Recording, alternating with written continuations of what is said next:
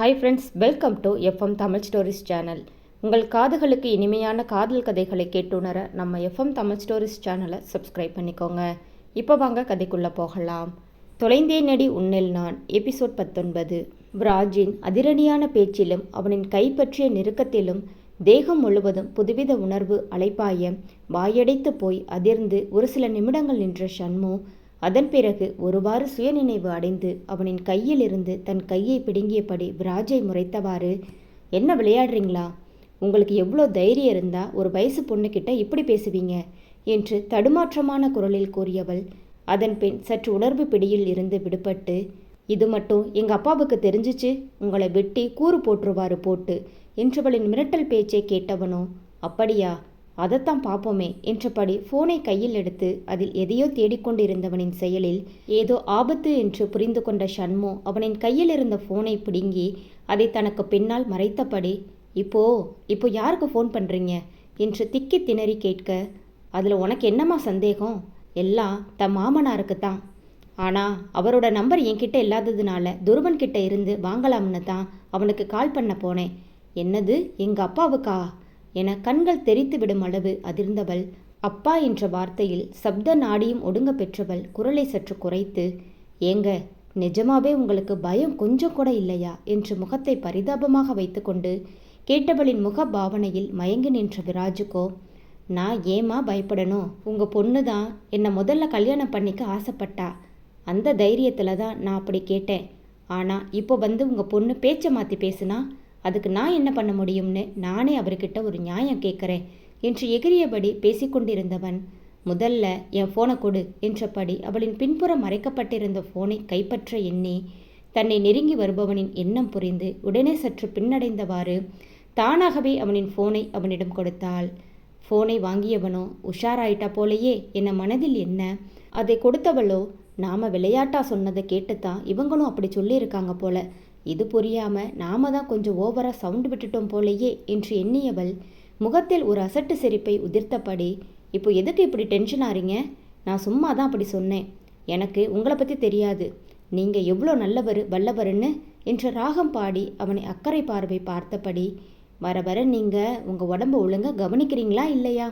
பாருங்க எப்படி துரும்பா இழைச்சி இருக்கீங்கன்னு. சரி வாங்க, அப்போவே பசிக்குதுன்னு சொன்னீங்க, அது புரியாமல் நான் தான் உங்ககிட்ட விளையாடிட்டு இருந்தா நீங்களும் இப்படி விளையாடிக்கிட்டு இருப்பீங்க என்றபடி முன்னுக்கு பின் முரணாக பேசியபடி நகர்ந்தவளின் பேச்சை கேட்ட விராஜுக்கு என்னடா நடக்குதுங்க?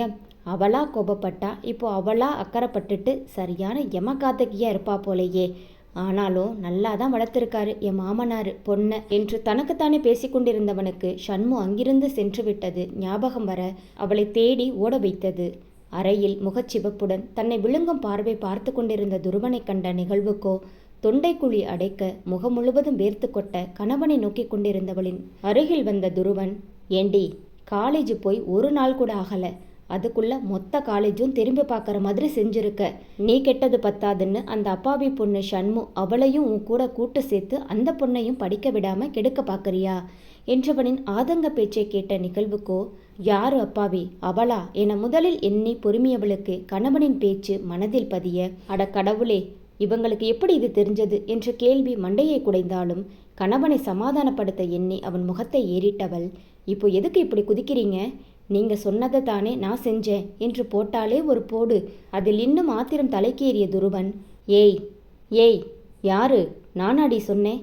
காலேஜ் போய் ஹரே ராமா ஹரே கிருஷ்ணான்னு பாடி கூத்தடின்னு என்று பல்லை கடித்து கோபத்துடன் கேட்டவனின் பேச்சை காற்றில் பறக்க விட்டவள், அது ஹரே ராமா ஹரே கிருஷ்ணா இல்லைங்க, அது கந்தனுக்கு அரோகரா முருகனுக்கு அரோகரா.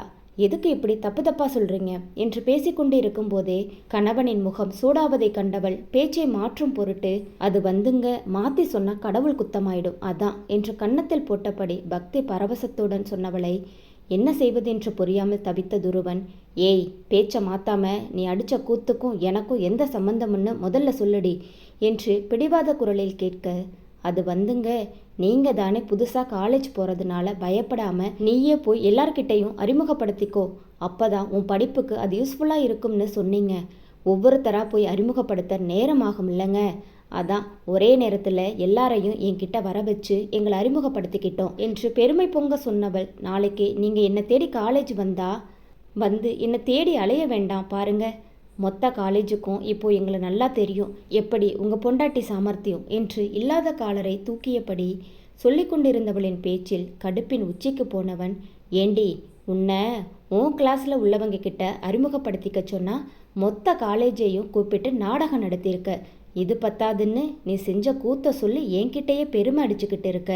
உன்னை என்று கிட்ட வருபவனின் நோக்கம் புரியாமலும் நகராமல் இருக்கும் மனைவியின் செயலில் வேகம் குறைந்து, இந்நேரம் இவ ஓடணுமே, இன்னும் ஏன் ஓடாம இருக்கா என்ற மனைவியின் தப்பிக்கும் திறன் பற்றி நன்கு அறிந்த துருவன் அந்த யோசனையை முகத்தில் தவளவிட்டபடி மனைவியை நெருங்கி கொண்டிருக்க, தன் அருகில் வந்துவிட்ட கணவனை கண்டு அஞ்சாத நிகழ்வோ, சொல்லுங்க எஜமா சொல்லுங்க, இந்த புருஷனுங்களே இப்படித்தான், காலேஜ் போன்னு சொல்லுவாங்க, ஆனால் அப்புறம் அங்கே போனதுக்கு அப்புறம் அதை ஏன் இப்படி பண்ணுற, இதை ஏன் அப்படி பண்ணுறன்னு டார்ச்சர் பண்ணி பொண்ணுங்களை படிக்க விடாமல் பண்ணுறதே இவங்களுக்கு வேலையாக போச்சு.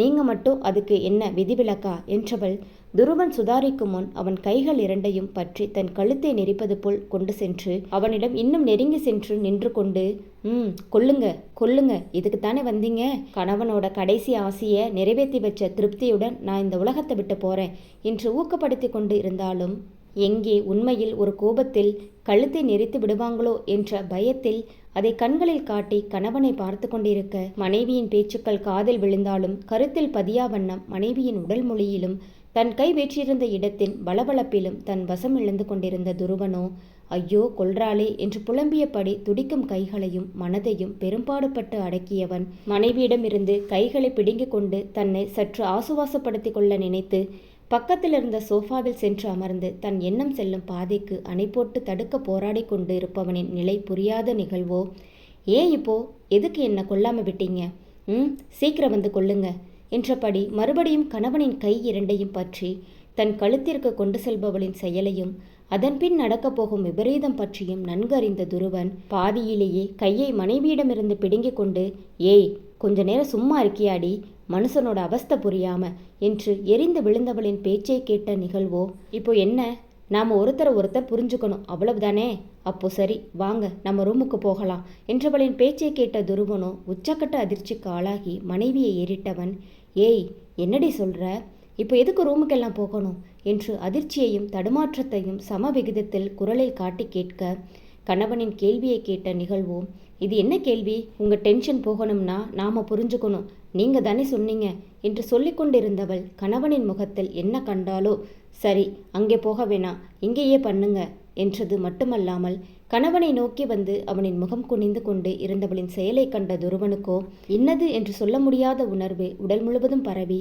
அவனை சித்தம் கலங்க வைக்க, அதில் வாய் திறந்து எதையும் பேசவோ தடுக்கவோ முடியாத நிலையில் மனைவியின் அருகாமையில் தன்னை இழந்து கொண்டிருந்தவனின் அருகில் அவனின் முகத்திற்கு நேராக தன் முகத்தை கொண்டு சென்றவள், நீங்க பண்றீங்களா நான் பண்ணவா என்றவளின் கேள்வி காதில் விழுந்து மூளையை அடைந்த வேகத்தில் பதறி அடித்து மனைவியை தள்ளி நிறுத்தியபடி எழுந்து நின்றவனுக்கு தன்னை கட்டுக்குள் கொண்டு வரவே சில நிமிடங்களானது.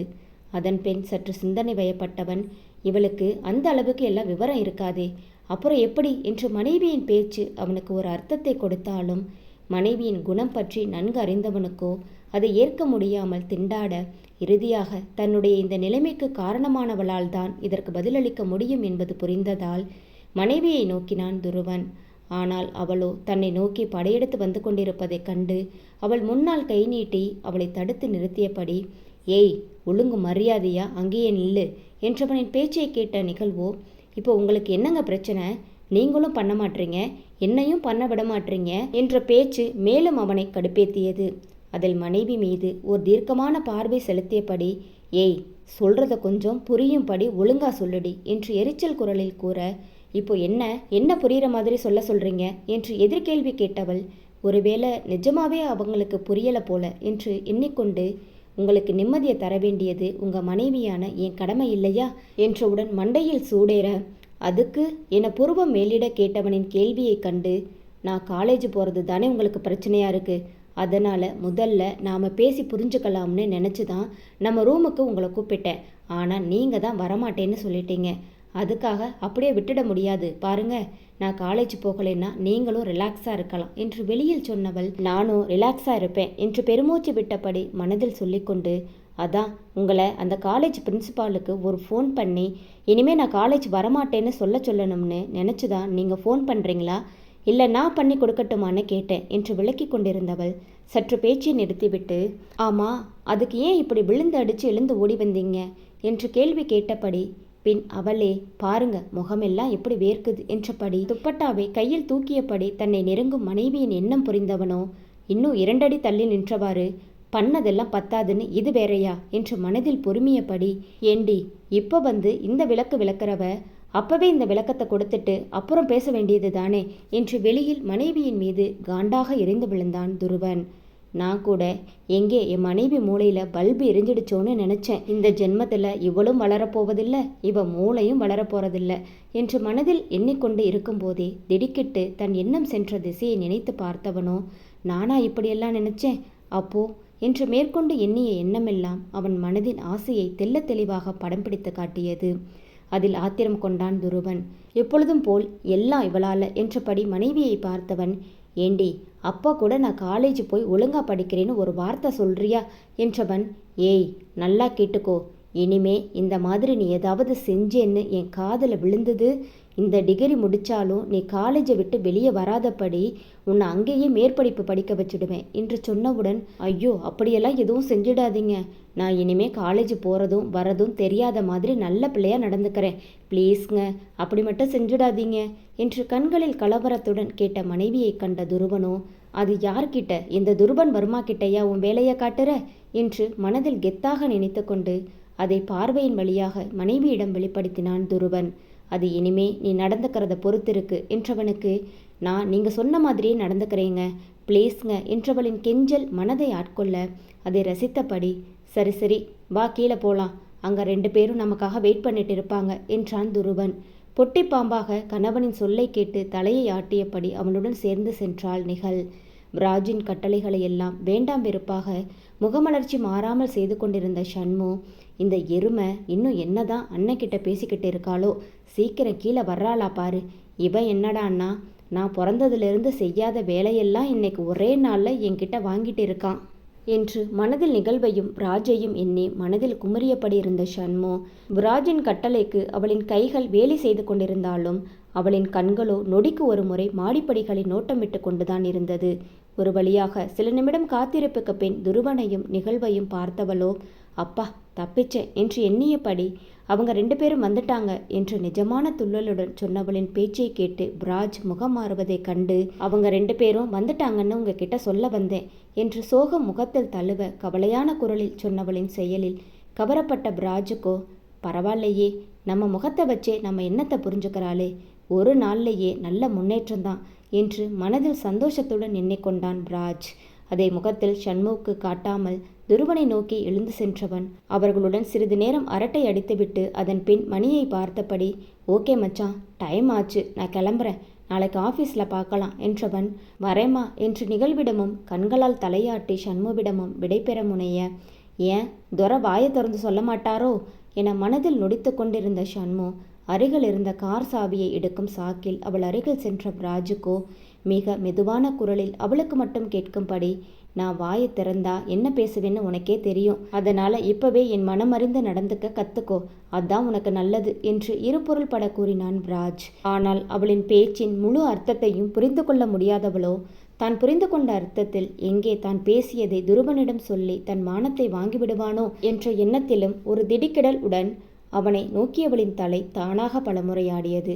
அதை கண்டு மனதில் மகிழ்ந்து கொண்டவனோ ஒரு நேசமான பார்வையை அவளிடம் வீசிவிட்டு அனைவரிடமும் விடைபெற்று அங்கிருந்து சென்றான் ராஜ். நடந்த கலவரத்தில் பெண்கள் இருவரும் அதை பற்றி யோசித்தார்களோ தவிர எப்படி காலேஜில் நடந்தது ஆண்களுக்கு தெரிய வந்தது என்ற கேள்விக்கு விடை காண தவறிவிட்டார்கள். ஒருவேளை அதை பற்றி எப்போது சிந்தித்திருந்தால் பின்னால் நிகழப்போகும் பெரிய சிக்கலை தடுத்திருப்பார்களோ என்னவோ. ஆனால் விதி யாரை விட்டது? நிகழ் துருவன் குடும்ப வாழ்க்கையில் எந்த ஒரு முன்னேற்றமும் ஏற்படவில்லை என்றாலும் அவர்கள் இருவரும் அதை அப்படியே வாழ பழகி கொண்டிருந்தனர். அதற்கிடையில் நிகழ்வின் பெற்றோரின் சென்னை பயணம் நடைபெற அதில் பெற்றோரை கண்ட நிகழ் வானத்துக்கும் பூமிக்கும் குதிப்பதைக் கண்டு துருவனுக்கு சிறு பொறாமை எட்டி பார்த்தாலும் அதை வெளியில் காட்டிக்கொள்ளாமல் அவர்களின் பாச பிணைப்பை ரசித்தான் துருவன். அவளின் பெற்றோருக்கு உண்டான மரியாதையை அவனாகவே முன்வந்து ஒரு குறையும் இன்றி செய்ததைக் கண்டு அவர்களே சிறிது ஆச்சரியம் பட்டு கொண்டனர். இனி மகளின் வாழ்க்கையை பற்றி கவலைப்பட தேவையில்லை என்ற முடிவிற்கு வந்தனர். பைரவியோ இன்னும் ஒருபடி மேலே போய் மகள் கணவனை கவனிக்கும் அழகையும் அவளின் குடும்ப பொறுப்பையும் கண்டு மனதில் பூரித்து போனார் என்றே சொல்லலாம்.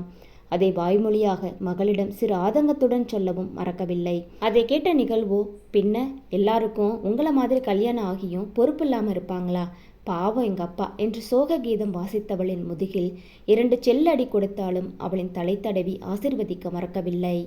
நிகழ்வின் பெற்றோர்கள் சென்னை வந்த 3வது நாள் மாப்பிள்ளையும் பொன்னையும் மறுவிருந்துக்கு ஊருக்கு அழைத்துச் செல்ல எண்ணி துருவனிடம் கேட்க, அவனும் சாரி மாமா, இப்போதான் ஒரு பெரிய ஃபாரின் ப்ராஜெக்ட் எடுக்க பேச்சுவார்த்தை நடந்துக்கிட்டு இருக்கு, அதனால் அதை முடிச்சுட்டு அதை ஸ்டார்ட் பண்ணிவிட்டு கொஞ்சம் ஒர்க் ஸ்டடி ஆனதுக்கு அப்புறம் ரிலாக்ஸாக நாங்கள் 2 பேரும் வரோம். அது மட்டும் இல்லாமல் இவளும் இப்போ தான் காலேஜ் சேர்ந்துருக்கா, உடனே லீவு போட முடியாது. ஸோ ப்ளீஸ் இப்போ கொஞ்சம் புரிஞ்சுக்கோங்க என மறுக்க முடியாதபடி பதிலளித்தான் துருவன்.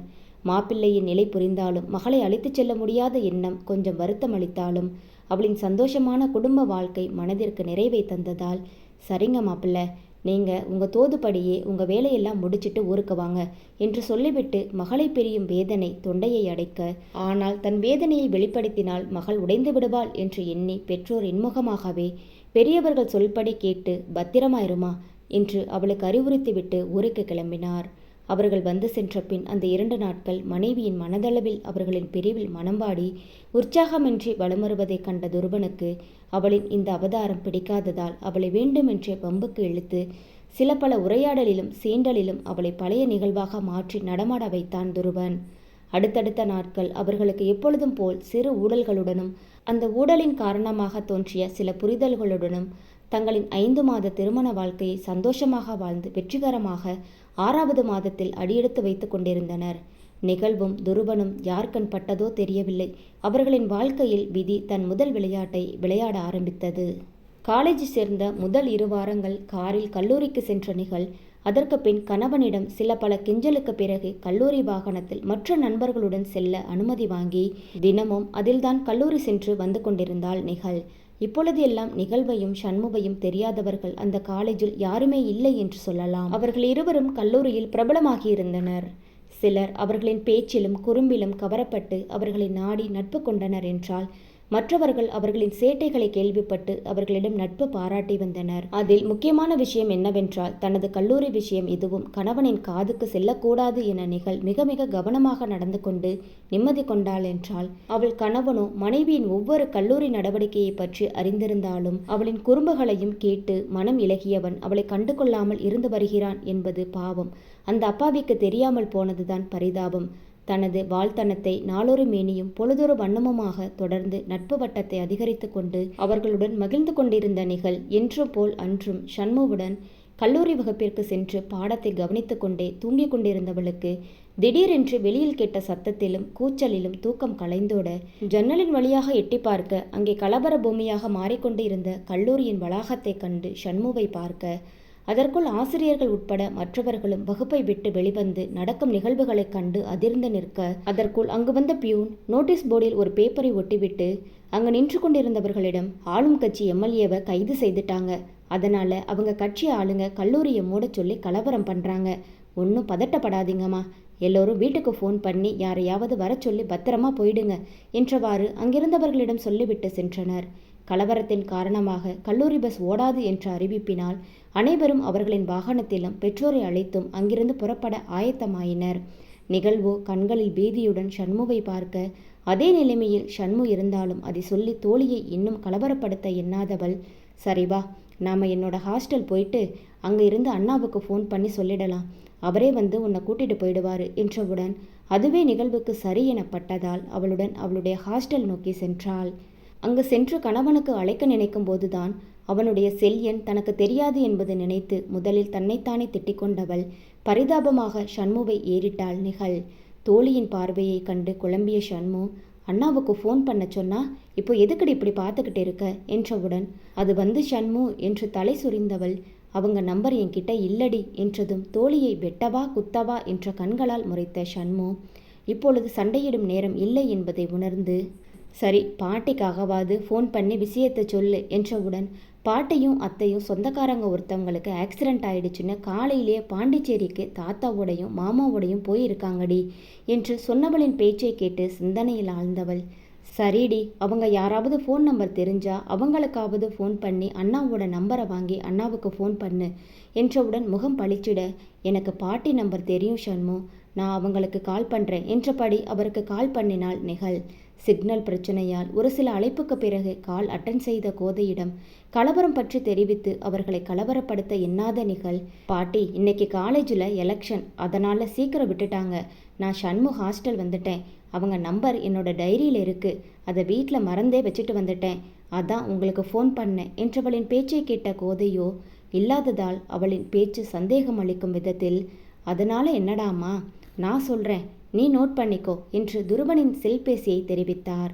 அதை குறித்து கொண்டவள், சரி பாட்டி, நீங்கள் பார்த்து போயிட்டு வாங்க என்றவளுக்கு, சரிடாமா, நீ அவனுக்கு ஃபோன் பண்ணி அழைச்சிட்டு போக சொல்லி வீட்டுக்கு பத்திரமா போயிடுடா, இங்கே சிக்னல் ப்ராப்ளத்தினால கால் விட்டு விட்டு கேட்குது, நாங்கள் அங்கே போயிட்டு உனக்கு கால் பண்ணுறோண்டா என்றவருக்கு, சரி பாட்டி என்று ஃபோனை வைத்துவிட்டு துருவனை அழைக்க, ஆனால் ஃபாரினர்ஸுடன் முக்கியமான மீட்டிங்கில் இருந்த துருவனும் ராஜும் ஃபோனை சைலண்டில் போட்டு இருந்ததால் அவர்களின் காலை எடுக்காமல் இருக்க, அவங்க ஃபோன் எடுக்கல ஷண்மு என்றவளின் பேச்சை கேட்ட ஷண்முவுக்கு பிராஜின் ஞாபகம் வந்தது. சரி, அவங்க ஃப்ரெண்டுக்கு கால் பண்ணு என்றவுடன் அந்த நம்பரும் தன்னிடம் இல்லை என்று சொல்லி இந்த முறை ஷண்முவிடம் சில திட்டுக்களை வாங்கியவள் மறுபடியும் பாட்டிக்கு அழைத்தாள். ஆனால் சிக்னல் ப்ராப்ளத்தால் அது நாட் ரீச்சபிள் என்று சொல்ல, மற்றவர்களின் நம்பர் தனக்கு தெரியாததால் அடுத்தது என்ன செய்வது என்று தோன்றாததால் பெண்கள் இருவரும் ஒருவரை ஒருவர் பார்த்தபடி இருக்க, வேறு எந்த யோசனையும் தோன்றாததால் நிகழ்வை பார்த்தாள் ஷண்மு.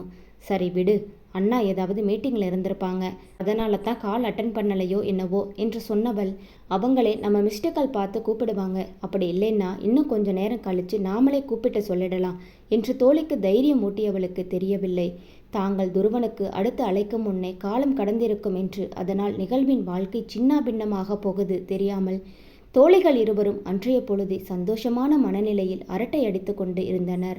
ஒரு வழியாக மீட்டிங்கை வெற்றிகரமாக முடித்து அவர்களை வழி அனுப்பிவிட்டு தன் அறைக்கு வந்த துருவனுக்கு மீட்டிங்கின் டென்ஷன் மண்டையை பிளக்க, செக்ரட்டரியிடம் காஃபி சொல்லிவிட்டு சேரில் தலையை சாய்த்து சற்று கண்களை மூடி ஆசுவாசம் அடைந்து கொண்டிருந்தவனின் காதில் விழுந்த செய்தியில் ஒருவித திடுக்கிடலுடன் எதிரே டிவியில் ஓடிக்கொண்டிருந்த ஆங்கில நியூஸ் சேனலில் பார்வையை பதித்து கொண்டிருக்கும் போதே அவசர அவசரமாக கதவை திறந்து கொண்டு தன்முன் வந்து நின்ற பிராஜின் பார்வையையும் தற்போது வெளியில் நடந்து கொண்டிருக்கும் கலவரத்தை உறுதிப்படுத்தினான்.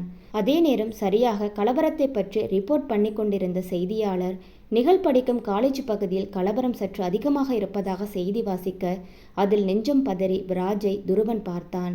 நண்பனின் முக அதிர்வை கண்டு அவனை சமாதானப்படுத்த எண்ணி அவன் வாயை திறக்கும் முன் அவனை கூரிய பார்வை பார்த்த துருவன், காலேஜில் எதுவும் பிரச்சனை இல்லைல்லடா, அவ சேஃபாக தானே இருக்கா என்று தன்னவளை பற்றிய கேள்வியை முதலில் கேட்க, தெரியல மச்சி, மீட்டிங்கில் இருந்ததுனால ஃபோன் சைலண்டில் போட்டிருந்தேன், இப்போது தான் விஷயம் தெரிஞ்சது, உடனே அங்கே இருக்கிறவங்க கிட்ட அவங்க 2 பேரும் அங்கே இருந்தால் அவங்கள சேஃப் பண்ண சொல்லிட்டு தான் உன்கிட்ட வந்தேன் என்றான் ராஜ். எதுக்கும் தங்கச்சிக்கு ஃபோன் பண்ணி அவங்க எங்கே இருக்காங்கன்னு கேளு என்றவனின் பேச்சில் ஷண்முவுக்கான பரிதவிப்பு வெளிப்பட்டது. ஆனால் அதையெல்லாம் கவனிக்கும் நிலையில் இல்லாத துருவனோ நண்பனின் பேச்சை கேட்டவுடனே நிகழ்வுக்கு ஃபோன் பண்ண எண்ணி ஃபோனை எடுத்தவனுக்கு அப்போதுதான் அவளின் நம்பர் தன்னிடம் இல்லை என்று எண்ணிக்கொண்டிருக்கும் போதே அவளிடம் ஃபோனை இல்லை என்பது மண்டையில் உரைக்க, அதை நினைத்து தன்னைத்தானே திட்டி நொந்து கொண்டபடி ஃபோனின் திரையை விரித்து பார்த்தபடி இருக்க, என்னடா ஃபோன் பண்ண சொன்னா ஃபோனையை பார்த்துக்கிட்டு இருக்க என்ற நண்பனின் கேள்வியில் அவனை நிமிர்ந்து பார்த்தான் துருவன். தன் இயலாமையை அவனிடம் எடுத்து கூறி அவனிடம் சில திட்டுக்களை வாங்கி கொண்டிருக்கும் போதே பிராஜின் ஃபோன் அலறியது. அவர்களுக்கு அதுவரை இருந்த கொஞ்ச நஞ்ச நம்பிக்கையும் தகர்த்து எறிய, என்னடா என்ன சொன்னாங்க என்ற பிராஜின் முக மாறுதலின் இதயம் தடமாற கேட்டவனிடம், காலேஜ் முழுவதும் தேடி பார்த்துட்டாங்க மச்சி, ஆனால் அவங்க 2 பேரும் அங்கே இல்லையாம் என்றவனின் பேச்சில் அப்படியே சோஃபாவில் மடிந்து தலையை தாங்கியபடி அமர்ந்தவனின் செயலை கண்டு நண்பனின் அருகில் ஓடிச் சென்ற பிராஜ், இப்போ எதுக்குடா மனசை தளர விடுற, அவங்க ஒருவேளை உங்கள் வீட்டுக்கு போயிருக்கலாம்ல என்றவுடன் முகம் பளிச்சிட எழுந்து நின்றவன் அவசர அவசரமாக வீட்டு தொலைபேசிக்கு அழைத்து விவரம் கேட்க, ஆனால் கேட்ட செய்தியோ அவனுக்கு மேலும் கவலையை அதிகரிக்கும்படி செய்தது.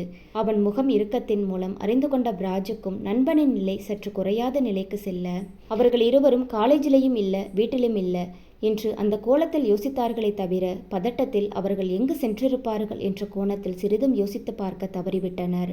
சில போன் கால் செய்துவிட்டு அடுத்து என்ன செய்து தன்னவளை காண்பது என்றவாறு அறையை அளந்து கொண்டிருந்தவனின் இயலாமை எல்லாம் எப்பொழுது நிகழ்வின் மீது கோபமாக மாறியது என்று பிரித்தறிய முடியாத நிலையில் அடக்கப்பட்ட கோபத்துடன் விராஜிடம் நிகழ்வை பற்றி கத்திக் கொண்டிருந்த துருவனை கண்ட விராஜ், டேய் இப்ப எதுக்குடா தங்கச்சியை திட்டுற? பாவம் அவ என்ன பண்ணுவா? கட்டின பொண்டாட்டி கையில் ஃபோன் இருக்கா இல்லையான்னு கூட தெரியாம இத்தனை மாசமா அவ கூட குடும்பம் நடத்திட்டு இன்னைக்கு வந்து குத்துதே குடையுதேன்னு சொன்னா என்ன அர்த்தம் என்ற பேச்சில் உள்ள உண்மை புரிந்தாலும் அதைவிட மனைவியின் தேடல் அவனை மிருகமாக்கி கொண்டிருந்ததால், ஏய் இன்னொரு தடவை அவளுக்கு சப்போர்ட் பண்ணிக்கிட்டு இருந்த அவ்வளவுதான். சரி, என்னோட நம்பர் அவகிட்ட இல்லைனாலும் வீட்டு நம்பர்ல இருந்து தானே ஊர்க்கதை உலகத்து கதையெல்லாம் அவங்க வீட்டில் உள்ளவங்க கிட்ட தினம் தினம் பேசிக்கிட்டு இருக்கா. அது கூடயா மறந்து போச்சு? அட்லீஸ்ட் அந்த நம்பருக்காவது ஒரு கால் பண்ணி எங்கே இருக்கான்னு சொல்லியிருக்கலாம்ல. என்ன இப்படி என்று மேற்கொண்டு ஏதோ சொல்ல போனவன் நண்பனிடம் அதை சொல்ல விரும்பாததால், என்ன டென்ஷன் பண்ணிட்டு இருக்கா என்று தனது முழு புழுக்கத்தை வெளியிட்டவன், இவ படுத்துறது பத்தாதுன்னு சரி வீட்டில் உள்ளவங்க கிட்டையாவது கால் பண்ணி ஏதாவது சொல்லியிருக்காளான்னு கேட்கலாம்னு பார்த்தா அவங்க நம்பரும் நாட் ரீச்சபிளில் வந்து என்ன இன்னும் கடுப்பேத்துது என்று உரிமை கொண்டிருந்தான் துருவன். நீ வேணா பாரு, எங்கேயாவது நல்லா ஊர் சுத்திட்டு ஆடி அசைஞ்சு வீட்டுக்கு வந்து என்கிட்டயே வந்து ஏதாவது சப்பக்கட்டு கட்டுவாள்ல, அப்போ இருக்கு அவளுக்கு என்று நண்பனிடம் சொன்னானா, இல்லை அது அப்படித்தான் நடக்க வேண்டும் என்று வேண்டிக் கொண்டு இருக்கிறானா என்று தெரியாமல் இருந்தவனை கண்டு மனதில் இரக்கம் எழ அவனை சமாதானப்படுத்த முயன்று கொண்டிருந்தான் விராஜ். நேரம் கடந்தொழிய பெண்களை பற்றி எந்த செய்தியும் வந்து சேராததால் நெஞ்சில் பாரம் எழ விராஜை ஏறிட்டவன், அவளுக்கு ஒன்றும் ஆகியிருக்காதில்ல மச்சி, அவளுக்கு இந்த ஊர் புதுசு மச்சி, அவளுக்கு இங்கே எங்கேயும் தனியாக போக தெரியாதுடா, எல்லாம் ஏன் தப்பு தான்டா. அவள் சொன்னான்னு அவளை காலேஜ் பஸ்ஸில் போக விட்டது என்னோட தப்பு தான். ஆனால் எனக்கு இப்படி ஆகும்னு தெரிஞ்சிருந்தா கண்டிப்பாக நான் அவள் சொன்னதுக்கு சம்மதிச்சிருக்கவே மாட்டேன் மச்சி. அது மட்டும் இல்லாமல் அவளுக்கு ஏதாவது என்று வார்த்தைகளால் கூட அதை கேட்க முடியாமல் குரல் பிசிற கேட்டவன் கேள்வியில் ஒரு நிமிடம் நெஞ்சு பாரம் ஏற திடுக்கிட்டு பார்த்த விராஜ் நண்பனின் மனதை புரிந்து கொண்டு அவனை கட்டி அணைத்தபடி, அதெல்லாம் ஒன்றும் ஆகியிருக்காதுடா, நீ சொன்ன மாதிரி எங்கேயாவது 2 பேர் ஊர் சுத்திட்டு இன்னும் கொஞ்ச நேரத்தில் வந்துடுவாங்க பாரு என்றபடி தனது தழுவல் மூலம் நண்பனுக்கு நம்பிக்கை ஊட்டினானா இல்லை தனக்குத்தானே நம்பிக்கை ஊட்டி கொண்டானா என்பது அவன் மட்டுமே அறிந்த உண்மை.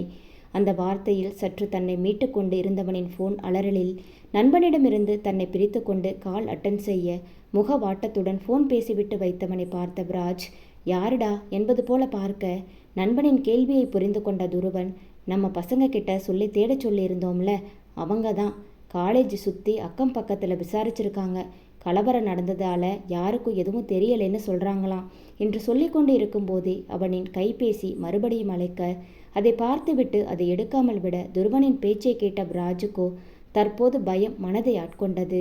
அதை வெளிப்படுத்த முடியாத நிலையில் இருந்தவன் மனதில் பல போராட்டங்கள் நிகழ இறுதியாக அவர்களுக்காக அவனால் கடவுளிடம் வேண்டிக் கொள்ள மட்டும்தான் முடிந்தது. இக்காதல் கதை தொடரும். இக்காதல் கதை உங்களுக்கு பிடித்திருந்தால் மறக்காம வீடியோவுக்கு லைக் அண்ட் சப்ஸ்கிரைப் பண்ணுங்க. லைக் பண்ணும்போது ஹைப் அப்படிங்கிற ஆப்ஷனை கிளிக் பண்ணி உங்கள் ஸ்டார்ஸை கொடுங்க. Thank you friends.